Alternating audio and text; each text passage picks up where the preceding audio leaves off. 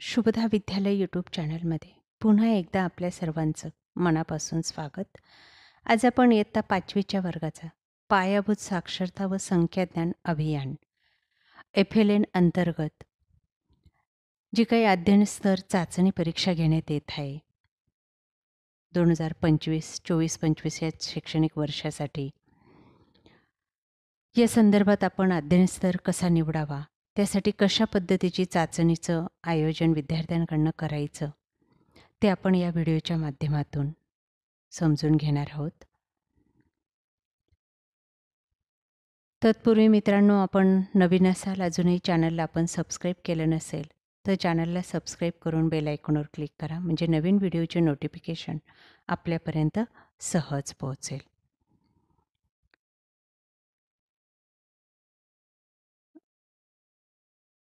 सर्वप्रथम आपण मराठी या विषयाची चाचणी पाहू. एकूण मराठीचे 5 अध्ययन स्तर आहेत आणि या ठिकाणी सुद्धा 5 प्रश्न दिलेले आहेत.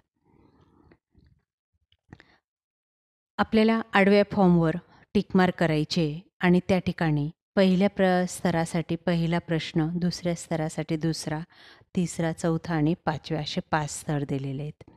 विद्यार्थ्याने पहिला स्तर पूर्ण केला की पहिल्या स्तरावर आपण टिकमार्क करायची, दुसरा पूर्ण केला की दुसऱ्यावर, तिसरा पूर्ण केला की तिसऱ्यावर, आणि अशा पद्धतीने प्रत्येक विद्यार्थ्याचं जे काही अध्ययन स्तर असेल तो वेगवेगळा असेल.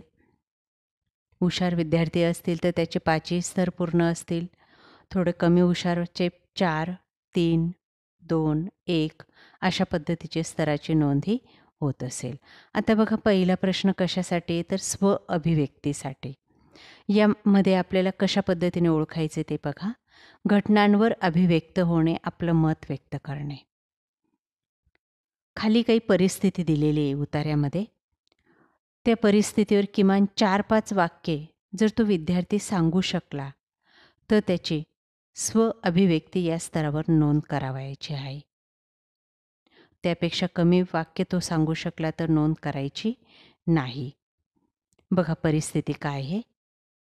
खालील परिस्थितीमध्ये तुम्ही काय कराल ते सांगा, हा प्रश्न आपण विद्यार्थ्याला विचारायचा आहे आणि ती परिस्थिती आपण त्याला वाचून दाखवायची. बघा ती परिस्थिती. तुम्ही उन्हाळ्याच्या सुट्टीत मामाच्या गावाला जाण्यासाठी बसमध्ये बसले आहात. त्यावेळी बसमध्ये एक अपंग व्यक्ती उभी असलेली दिसली, तर अशा वेळी तू काय करणार? तसेच समजा तुम्हालाही बसमध्ये बसायला जागा नसेल, त्यावेळी जे इतर व्यक्ती सीटवर बसलेले आहेत त्यांनी काय करायला हवं होतं? तुम्हाला काय वाटतं? या संदर्भामध्ये 4 ते 5 वाक्य विद्यार्थ्यांकडून आपण ऐकायचे आहेत. प्रत्येक विद्यार्थ्याला वेगवेगळं मत मांडायला संधी द्यायची आणि त्याचा अध्ययन स्तर आपण निवडायचा आहे. आता यामध्ये विद्यार्थ्यांनी 4-5 वाक्य सांगितली त्याच्या मनाने, तर त्यासाठी आपण या स्तरावर टिक करायची त्याला, आणि जर तो सांगू शकला नाही तर करायची नाही. किंवा 2 वेळा जरी सांगितलं, 2च वाक्य त्याने सांगितले, पुढं त्याला सुचलं नाही तरीच टिक करायची नाही. आता पुढचा प्रश्न बघा, दुसरा शब्द वाचनासाठी. एक शब्द वाचनाचा चार्ट विद्यार्थ्याला दाखवायचा आहे, या ठिकाणी दिला आहे तसा. आणि हे शब्द विद्यार्थ्याला कोणतेही 14 शब्द वाचायला लावायचे आहेत 20 पैकी. आणि 20 पैकी 14 शब्द जर त्याने बरोबर वाचले तर त्याची या दुसऱ्या स्तरावर नोंद करायची, अन्यथा करायची नाही. तिसरा समजपूर्वक वाचन. एक उतारा या ठिकाणी दिलेला आहे. हा उतारा विद्यार्थ्याला वाचायला लावायचा आहे आणि त्यानंतर त्यावर आधारित त्याला 5 प्रश्न विचारायचे आहेत. या 5ही प्रश्नांपैकी 3 प्रश्नांची उत्तरं त्याने दिली अचूक तर त्याने समजपूर्वक वाचक या स्तरावर त्याची नोंद करायची, अन्यथा करायची नाही. बघा पहिला प्रश्न आहे, लहान मुलांची धावपळ कशासाठी असते? आपल्या भाषेत जरी त्याने उत्तर दिलं उतार्याच्या आधारे तरीही ते उत्तर आपण स्वीकारायचं आहे. पुढचं, मकर संक्रांतीच्या अगोदर मुलांना कशाचे वेध लागतात? तिसरं, मकर संक्रांत हा सण कोणत्या मराठी महिन्यात येतो? संक्रांतीच्या आधीचा दिवस कोणता असतो? तुम्ही तुमच्या घरात संक्रांतीचा सण कसा साजरा करतात? यासारखे प्रश्न त्याला विचारायचे आणि उत्तर जाणून घ्यायचे. उतारा वाचून कुठल्याही 3 प्रश्नांची उत्तरं त्याने दिली की समजपूर्वक वाचन या स्तरावर त्याची नोंदही करायची आहे. त्यानंतर चौथा स्तर आहे श्रुतलेखन. खालील वाक्य शिक्षकांनी विद्यार्थ्यांना ऐकवायची आहेत आणि ती त्याने लिहायची आहेत. कोणतीही 5 वाक्य जर त्याने व्यवस्थित लिहिली तर त्याचं श्रुतलेखन या स्तरावर नोंद करायची आहेत. बघा ती वाक्य. मुलांनी उत्साहाने माना डोलावल्या. आई कुठं जायची तयारी चालली? अक्षरगंगा या संख्येने साहित्य संमेलनाचे आयोजन केले आहे. वटवाघूळ एक निशाचर प्राणी आहे. असे 10 वाक्य त्याला ऐकवायचे आहेत आणि कमीत कमी 5 वाक्य त्याने बरोबर लिहिली की या स्तरावर सुद्धा त्याची टिक मार्क करायची. त्यानंतर 5वा प्रश्न, खालील शब्द वापरून मुलांना अर्थपूर्ण वाक्य लिहिण्यास सांगायचे आहेत. कमीत कमी 5 वाक्य त्याने लिहिली की त्याचा या 5व्या स्तरावर सुद्धा बरोबरचे खूण करायचे आहेत. आकाश, पाऊस, ढग, निळे, वीज, चांदणे, उंच, सकाळ हे शब्द वापरून विद्यार्थ्याने वाक्य लिहायचे आहेत. एका वाक्यामध्ये 2 किंवा 3 शब्दही एकत्रितरित्या आले पाहिजेत किंवा स्वतंत्र शब्दावर वाक्य त्याने बनवलं तरीसुद्धा चालेल. आकाश निळे आहे असं जरी ते वाक्य त्याने तयार केलं तरीसुद्धा आपण अशा कमीत कमी 5 वाक्य त्याने केली की त्याला या स्तरावर टिक करायची. तशीच गणिताची चाचणी तुम्हाला घ्यायची. बघा, संख्या वाचन. संख्या वाचायला लावायच्या आहेत विद्यार्थ्याला. बघा, या ठिकाणी 3 संख्या दिल्या आहेत.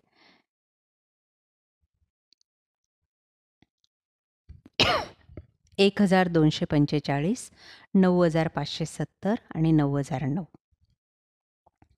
यापैकी कोणत्याही 2 संख्या त्याने व्यवस्थित वाचल्या की या पहिल्याच संख्या वाचनावर त्याची टिक करायची. दुसरं, हातच्याची बेरीज. या बेरजा त्याला द्यायच्या आहेत आणि यापैकी कोणत्याही 2 बेरजा त्याने व्यवस्थित केल्या की त्याला हा दुसरा स्तरसुद्धा येतो असं समजून त्याच्यावर टिक करायची. तिसऱ्याला हातच्याची बेरीज द्यायची आहे.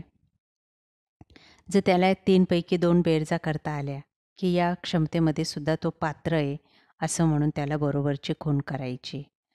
त्यानंतर गुणाकार.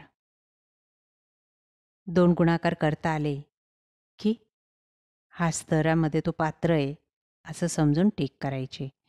त्यानंतर भागाकार. कोणतेही 2 भागाकार त्याने केले की त्याच्यावर सुद्धा टिक मार्क करायची आहे. पुढचा विषय आहे इंग्रजी. यामध्ये सुद्धा 4 स्तर आहेत. त्याच्यातल्या पहिल्या स्तरामध्ये आपल्याला लिसन अँड रिपीट 5 शब्द विद्यार्थ्याला ऐकवायचे आहेत आणि ते त्याने बोलायचे आहेत फक्त. जर कमीत कमी 3 शब्द तो बोलू शकला तर त्याचा हा पहिला स्तर कंप्लीट आहे. त्यातच अजून दुसरं बघा, वाक्य वाचायला लावायचं आहे. नाही, शब्द द्यायचे आहेत त्याला आणि ते वाचायला लावायचे आहेत. लिसन अँड टेल बोलायचं आहे. त्यानंतर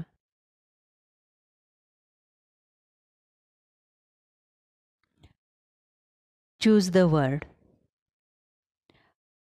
एक पॅरेग्राफ दिलेला आहे आणि त्याच्यामधून त्याला खाली दिलेले जे काही शब्द आहेत ते ओळखायला लावायचे आहेत. जर त्याने ते करेक्ट ओळखले कमीत कमी 3 शब्द तर त्याचा हा पहिला जो काही लिसनिंग स्किल ही ॲक्टिव्हिटी त्याची कोणत्याही 2 यावरती 3 दिलेले आहेत, 3 पैकी कोणत्याही 2 गोष्टी त्याला आल्या तर त्याच्या या पहिल्या स्तरावर टिक मार्क करायची. दुसरे, स्पीकिंग स्किल. एनी 2 कोणतेही 2 आले पाहिजेत. इथंही 3 दिलेले आहेत. शब्द दिले ते त्याला वाचायला लावायचे आहेत. कोणतेही 2 शब्द वाचता आले पाहिजेत. दुसऱ्यामध्ये स्पीक अबाउट टॉपिक. 3 विषय दिलेले आहेत. त्यापैकी कोणत्याही एका विषयावर त्याला बोलायला लावायचे 2 ते 3 वाक्यात. जर त्याला बोलता आलं तर हा स्तर त्याला अवगत आहे असं समजायचं आहे. तिसरे, आन्सर द क्वेश्चन. प्रश्न विचारायचे आहेत त्याला आणि त्यापैकी कोणत्याही 2 प्रश्नांची उत्तरं त्याने दिली तर हा जो काही दुसरा स्पीकिंग स्किलचा स्तर आहे तो त्याला अवगत आहे असं समजायचं कोणत्याही 3 प्रश्नांपैकी 2 गोष्टी. तिसरा स्तर आहे रीडिंग स्किल. शब्द द्यायचे ते त्याच्याला वाचायला लावायचे आहेत. दुसऱ्यामध्ये वाक्य द्यायचे आहेत, ती वाचायला लावायची आहेत. तिसऱ्यामध्ये पॅरेग्राफ द्यायचा आहे आणि तो वाचायला लावायचा आहे. यापैकी कोणत्याही 2 गोष्टी त्याला आल्या की हा स्तर, तिसरा स्तरसुद्धा त्याला अवगत आहे असं समजायचं आहे. चौथा आहे रायटिंग स्किल. ते पण 2 आले पाहिजेत.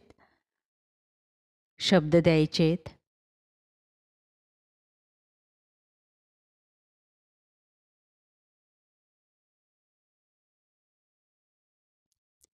ते त्याला कंप्लीट केले पाहिजेत, करता आले पाहिजेत. त्यानंतर मीनिंगफुल सेंटेन्स, दिलेल्या शब्दावरून त्याला वाक्य बनवता आली पाहिजेत. पहिल्या याच्यात अपूर्ण शब्द पूर्ण करता आले पाहिजेत. दुसऱ्या वाक्यात वाक्य तयार करता आले पाहिजेत आणि तिसऱ्यामध्ये चित्र पाहून त्याचं वर्णन करता आलं पाहिजे.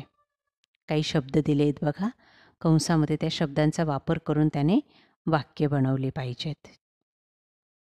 2 ते 3 वाक्य कमीत कमी तो जर बनवू शकला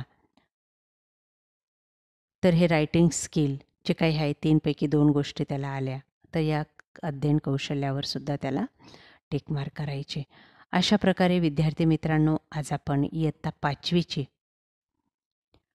पायाभूत साक्षरता अभियान चाचणीची अध्ययन स्तर निश्चिती आपण या ठिकाणी केलेली आहे. आपल्याला ऑनलाईन काम करत असताना या ठिकाणी अशा पद्धतीचे स्तर नोंदणी करावी लागेल. बघा या ठिकाणी हां, ही तुमचं OMR सीट आहे. FLN चाचणीचे 3 भाषांअंतर्गत आपल्याला ते भरायचं आहे. या ठिकाणी विद्यार्थ्याचं नाव येईल आणि भाषा, गणित, इंग्रजी या तिन्ही विषयांसाठी जे काही 5-5 प्रश्न दिलेले आहेत. भाषा आणि गणिताचे 5 प्रश्न आहेत आणि इंग्रजीचे 4 आहेत. त्यालाच त्यांनी स्तर म्हटलेलं आहे. मग पहिला विद्यार्थी हा भाषा या विषयामध्ये कोणत्या स्तरावर आहे? जर समजा तो 4थ्या स्तरावर असेल तर त्याच्या 4थ्या स्तरावर गोल करण्यात येईल. 5व्या गणिताच्या बाबतीत तो 5व्या स्तरावर असेल तर 5व्यावर गोल येईल. इंग्रजीच्या बाबतीत तो 1ल्या स्तरावर असेल तर 1ल्यावर गोल येईल. अशा पद्धतीने प्रत्येक विद्यार्थ्याची नोंद आपल्याला करायची. एखाद्याच्या विद्यार्थ्याला 3पेक्षा कमी प्रश्न त्याला अवगत असतील तर मग त्याला एकाही स्तरावर गोल करायचं नाही आहे. त्याला थोडंसं प्रगत करायचं आहे आणि पुढील महिन्यामध्ये मग तो त्या स्तरापर्यंत पोहोचणार आहे. अशा पद्धतीची नोंद आपल्याला करायची. अशा प्रकारे विद्यार्थी मित्रांनो, शिक्षक बंधू भगिनींनो, आज आपण इयत्ता 5वीची FLN चाचणीचं मूल्यमापन कशा पद्धतीने करायचे, कशी घ्यायची या संदर्भातली माहिती मिळवलेली. आपल्याला हा व्हिडिओ नक्कीच उपयोगी ठरणार आहे. यासारख्या इतर वर्गांच्याही चाचणीच्या प्रश्नपत्रिका आपल्याला हव्या असतील तर आपल्या चॅनलला सबस्क्राईब करून बेल आयकॉनवर क्लिक करा. Thank you for watching. Please subscribe.